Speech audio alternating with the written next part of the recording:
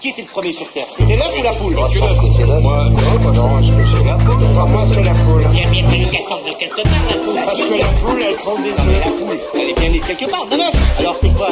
C'est l'œuf ou la poule? L'œuf ou la poule? Tu commences par nous parler de quoi aujourd'hui? Alors aujourd'hui, je vais commencer par une actualité toute fraîche. Vendredi dernier, le 30 septembre, ça a été le clap de fin entre Rosetta et Tchouri, ou plutôt le crash de fin.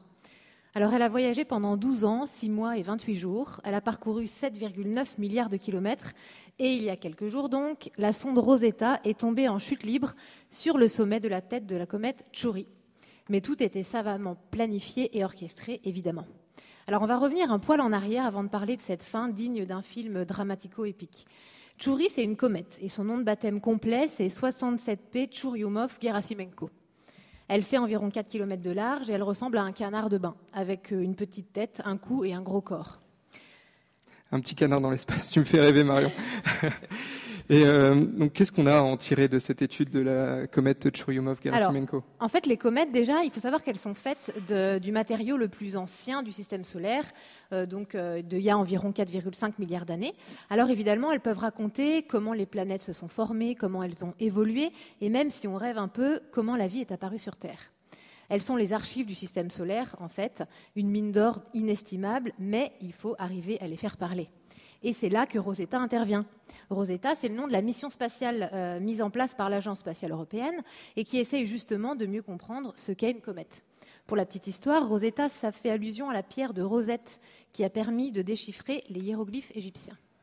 Rosetta, c'est aussi le nom de la sonde d'environ 3 tonnes qui escorte Tchouri depuis un peu plus de 2 ans et pour être exact, 586 jours.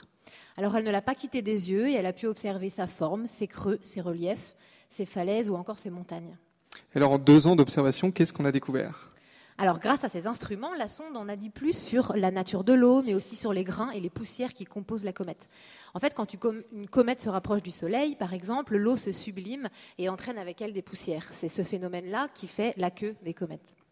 Alors, dans l'histoire, il y a aussi Philae. Philae, c'est une sorte de robot laboratoire qui a été largué par Rosetta sur Tchouri, donc le 12 novembre 2014. Ça a été une première historique suivie en direct par un public émerveillé. Philae a pu faire des expériences sur la comète elle-même pendant plusieurs dizaines d'heures et ça aussi c'était une première. Elle a notamment pu découvrir la présence de molécules organiques sur la comète. Alors pour le moment on n'a pas découvert le matériau qui constitue le cœur de la comète, mais on a pointé du doigt la présence de molécules qui étaient jusqu'alors inconnues autour d'une comète. Donc de l'oxygène, de l'argon, du propane et même de la glycine. La glycine c'est un acide aminé essentiel à la vie. Alors halte là, pas de conclusion hâtive. Les comètes ne contiennent pas la vie, elles ne l'apportent pas. Par contre, elles apportent des molécules chimiques qui pourraient être des précurseurs pour l'apparition du vivant. Autrement dit, il est possible qu'elles aient commencé le processus qui l'a rendu possible. Donc ça, c'est le mystère du grand commencement. La fin est plus proche pour Tchouri et Rosetta et Philae. Et comment ça s'est passé cette fin, justement? Alors, donc Rosetta s'est posée comme elle a pu, à peu près 3 km/h. Et certains parlent d'un atchourissage réussi.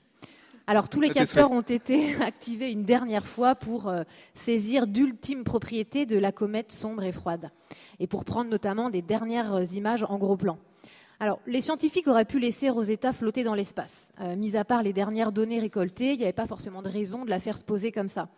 Mais c'est une manière de marquer la fin, une fin digne de ce nom, pour finir en beauté et notamment pour les quelques 500 scientifiques et ingénieurs qui ont travaillé sur le projet. Alors, pour reprendre les mots du directeur de l'Agence spatiale européenne, merci Rosetta. Et donc la mission a dépassé de loin les attentes des scientifiques et maintenant il reste à analyser ce qu'elle a récolté précieusement et pour information, a priori, seuls 5% du boulot est fait pour le moment.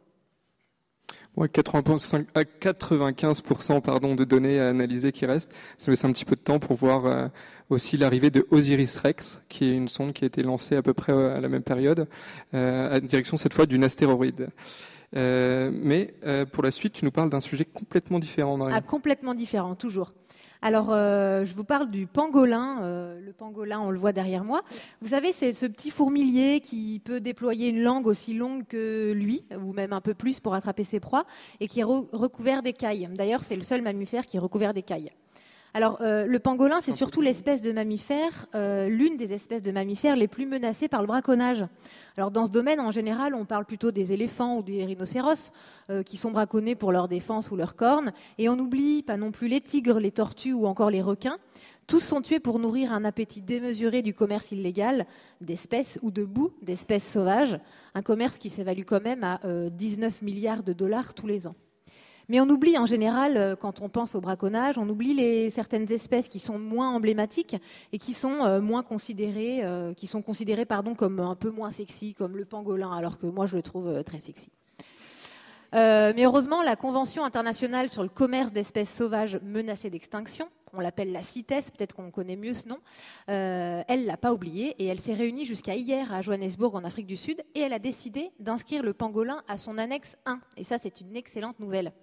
Parce que en fait, les espèces qui sont inscrites à l'annexe 1 sont les espèces les plus menacées de toutes les espèces couvertes par la CITES. Et donc, ça veut dire que le commerce international de leurs spécimens est interdit. On oublie les Pokémon aussi, non?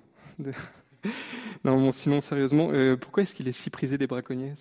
Il a des atouts, malheureusement, ce pangolin. En fait, c'est sa chair délicate et ses écailles. Selon les défenseurs des pangolins, les restaurateurs asiatiques seraient même capables de dépenser jusqu'à 2600 $ par animal pour pouvoir en servir à leurs clients. Et quant à ces écailles, elles sont recouvertes de kératine, donc on le rappelle, c'est la même substance qu'il y a sur nos ongles. Alors elles auraient des vertus thérapeutiques hallucinantes. Et en Afrique, la culture traditionnelle prête même à l'animal le don d'éloigner le mauvais œil. En plus, le pangolin est une proie facile pour les braconniers, parce que quand il est menacé, il se roule en boule. Donc c'est assez facile de le récupérer. Est-ce que c'est la première fois, Marion, qu'il est déclaré menacé et protégé, cet animal? Bien non, parce qu'en l'an 2000, le droit international avait interdit justement cette chasse. Mais il semble que les braconniers n'aient pas eu l'information, puisque environ 1 million de pangolins ont fait l'objet du trafic au cours des 10 dernières années. Alors l'info n'est vraiment pas passée a priori, et on espère très fortement qu'ils entendent celle donnée par la CITES. Parce qu'une disparition entraînera évidemment un tas de choses, et notamment ça modifiera l'écosystème des forêts tropicales et ça augmentera notamment les populations de fourmis. Alors j'ai pas trouvé de chute, alors fourmis, ce sera mon dernier mot. Merci Marion.